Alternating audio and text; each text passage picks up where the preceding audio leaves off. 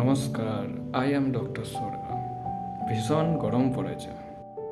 অনেকেই ভাবছেন যে পেটের ভেতর যেন আগুন জ্বলছে, কিন্তু আয়ুর্বেদ এখানে উল্টো কথা বলে। বাইরে যখন প্রচণ্ড তাপ থাকে, আমাদের শরীর নিজেকে ঠান্ডা রাখতে ভেতরের সব তাপ চামড়ার দিকে পাঠিয়ে দেয়। কেন? ঘাম হওয়ার জন্য। ফলে আমাদের জঠরাগ্নি বা হজম শক্তি দুর্বল হয়ে পড়ে। আর এই দুর্বল অগ্নিকে জাগিয়ে তুলতে লাগে লেবুর টক বা অম্লরস। আয়ুর্বেদ মতে লেবু হলো পৃথিবী মহাভূত আর অগ্নি মহাভূতের মিশ্রণ। এটা নিস্তেজ হজম শক্তিকে আবারও জাগিয়ে তোলে। আর সাথে দিন 1 চিমটি বিট নুন বা সৈন্ধাব লবণ।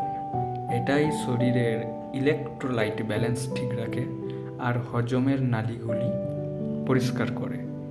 এটাই আসল ন্যাচারাল এনার্জি ড্রিঙ্ক। তাই এই গরমে শুধু জল নয়, খান নুন লেবু জল।